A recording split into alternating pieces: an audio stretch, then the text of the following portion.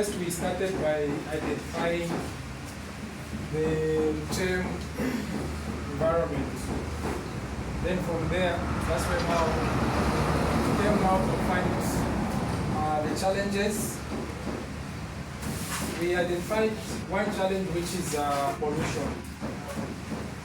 Pollution, we echoed it in water, in terms of water, because we have seen a lot of the outcry coming from the communities are coming in the way of the contaminated water they are using in their wells, their boreholes, and some of the areas, even the rivers, are being contaminated by the fecal matters which are being poured by the mines. So that's the reason why we said there is insufficient access to clean water. Most of the miners, or even us living here, we have been complaining. There are some miners, there is even a white man, I remember very well, someone was narrating a story to say, there was a white guy who has took some water samples to a lab in Lusaka. That white man was fired and taken back where he was coming from. So that gives us a link to say the water we are taking is very contaminated. Yeah, and then so this has the discharge of waste materials in water bodies threatening human and animal life. So this discharge, you know, has a lot of, if you are not affected, you must be affected somewhere. You find that you go to some rivers, the fish, even the animals, they have learned away from their normal positions. You find that the same dam, there are some fish with wounds, and the same dam, you find that there are some areas where they will even tell you to say you're not supposed to pass this side, because they know that they are pouring acid, they are pouring dangerous chemicals there. So this has, as a result, it is threatening the livelihood of us and the animals out there. Then we come into the solutions. We are appealing to the miners or to the mines, both sides, to come up with a proper waste management system, which is going to help the community, even the whole entire province at large, because the water we are having here is not just being used from here. There are those people from Zambezi. The same water is going this side as far in to the oceans. So the prevention is supposed to start with us. The miners are supposed to have a proper system on how they are going to manage their wastes. Then we also talked about the treatment. You know, waste, there are even ways of treating the waste. It's not about they just produce waste, then they dump it. But there's supposed to be a way. If the waste is being produced, there's supposed to be a treatment point where that waste will be treated so that it won't be harmful to some of the people, even those that in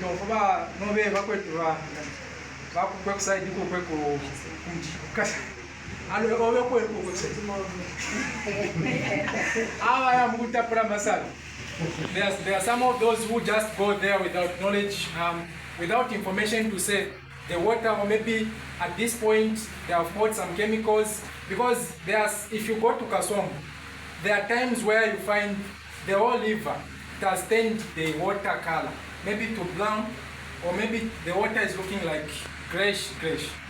So there's supposed to be an awareness to each and every person. Yeah, so we also talked about community engagement. Like I've said, the mine is supposed to have strategies and ways of sensitizing the community so that the community can know and make them aware of the dangers of this environment. If the environment is safe or the environment is not safe. So, with these few remarks, we need to have implementation, we need to have insufficient water irrigation system. Even within our communities, we need to have where we are drawing clean water. Even the mines are supposed to be treating that water, not like the way they have forgotten about our community. They have been getting our copper for a long time, but we are still drinking fecal matters. We are still taking the water which is contaminated. But when we come for meetings like this, we pretend to drink clean water. Hence, where we are coming from, we are drinking water from our boreholes. Thank you so much. Okay, thank you very much. Good afternoon, everyone. My name's Florina Kenkole. I'm representing Group 2. The first question was talking about the environmental issues, of which we picked one environmental issue, which is mine expansion. I'm sure every one of us here is well aware that the mine, especially in South Barbaric, they've expanded. There's an expansion of the mine. I have president opened it. We all heard about it. So that is an expansion of the mine, which becomes an issue to the environment. So we come to the challenges. The challenges, number one, we have displacement of people. It's also connecting with what my brother just presented, with what Group 3 presented. This displacement of people comes with a lot of challenges. Because when you look at where those people go, my mother there was just talking about covering a distance for 2 hours. So that's already a challenge. And not only that, where those people are taken, with me, I would say it's not safe, you know.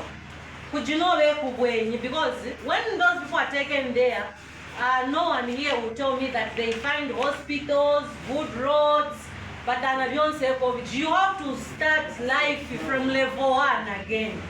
So it's challenging because where you used to reside, you had everything around you. Majira mujinao, jishinda, ukipatela mwaenda kwa tupachache mwafika patizani, umajimi mwana kwenda. Now where you have to cover a distance for 2 hours. This is a challenge, and also when we talk of hospitals, I'm sure, because someone has to start from scratch.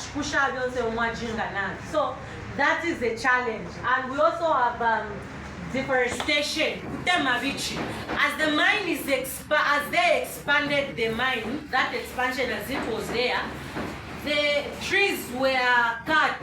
Trees were cut down.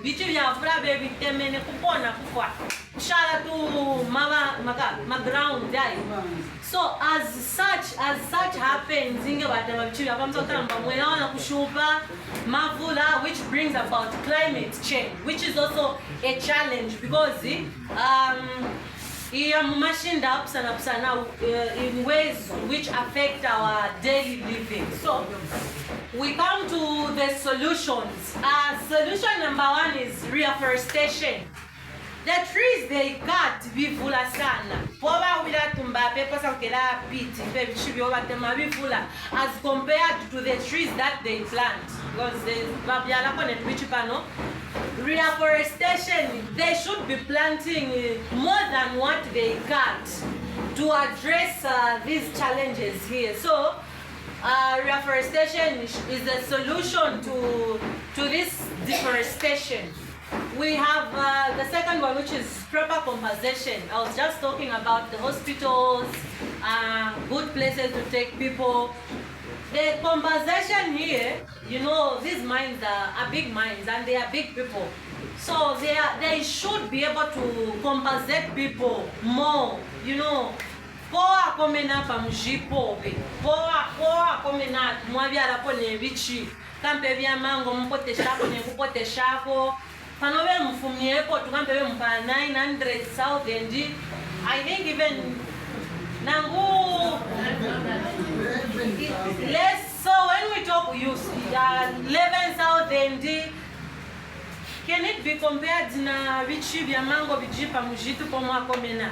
The answer is no. So what they give people is lesser than what what we want them to give people should be more than they expect, because kine kutendeka life kwa shupa kufumya tupa mjukutwala tukumpunja kwa bulako komenane pakuba mutature mwibijire musebe jishinda jakalolo kuyaka na kwa majimini kana kuyakwepi. It's challenging balongo bani. So if there is a proper compensation kamba kwa poto mbaine kwa wana kwimitwala batunga ne hospital kujima skulu ne mpunja pa kujimina pape, all those things, if those things are there, I don't think people can complain. It's better if they are taking people there. They should be able to find everything. And then on top of that, I think that will be better. So proper compensation must be there to address these challenges. I rest my case. Representing Group 3. We were given these questions, indeed, to trying the challenges that our communities are facing that are being caused by land-based investment. Here are the environmental issues which we've discussed to say environmental degradation, it is the major issue because of the investment that we have in this community, hosting community. On the environmental degradation, this is where air pollution is falling into. Water pollution is falling into environmental degradation. Then also deforestation is falling into environmental degradation, soil erosion, among others. And indeed, the people of Manyama, they are able to attest to know that their water is polluted due to the mining activities that is taking place. Thank you for agreeing with me. And this environmental degradation or the mining investment, it has also come with other challenges such as displacement of the community members. Because the mine feel they want to begin their mining activities, they opt to displace the people that are residing in that community. Of course, we appreciate the development that the mine comes with, but the question that we must be asking is, where are they taking our people? The people that are being displaced, where are they taking them? And then, just a week ago, we recorded an incident, or let's say a casualty, that happened because of blasting. There's a woman who died here in the community. Isn't now we are aware of that, right? Yes. She was bathing, and then after the blasting happened in the mine, she died from that bathing. It isn't that it collapsed, no, but just the impact of the blasting we recorded a life that was lost. How are we going to attend to these challenges that we've identified that are being caused by the land-based investment? The solutions, according to the Group 3, before the mines comes to implement their activities, there should be community engagement and consultation. In most cases, when they are coming in the community, what they'll do, they will visit the chiefdom, the council, the government. The community members are left behind. And these are the people that suffers the most. Imagine this is your farm, you are displaced. They give you a certain amount of money. You've been cultivating it on that farm. You've been educating your children using that farm. Here comes the government, the chiefdom, and the council. They sell your land, they just give you a certain package that won't even sustain you in the next 2 years. The question is, where are you going to go when you are displaced? Who is going to stand on your behalf? Who's going to advocate on your behalf? Therefore, it should be made into roles that community members are consulted, are engaged on all levels of their implementation. Henceforth, enhanced policies on displacement. There should be policies that are standing on behalf of the communities. In most cases, I feel the laws that we have for Zambia are not really helping us. They favor most those that are coming to be settled, those investors that are coming. I'll just give an example. Our miners, they are deducted about 7.8% out of their total income. And this is an investor who has just come. They are being given free. You see? Which is not supposed to be like that. We are appealing to the law enforcers to also consider the community social responsibilities as a law. This is the challenge and the cry that we have as the community of Manyama, not only Manyama but Kalumbila, not only Kalumbila but Northwest. There are a lot of mines happening, and we are underdeveloped because the mine, they are not given the mandate to help the community to implement certain projects in the community. If at all our government, our law enforcers, civil society organization, we make this as a demand, our community will begin transforming from that angle. We are demanding community social responsibility to be a law. Please, this will attend to the challenges that our people are facing. I think on behalf of the Group 3, thank you so much.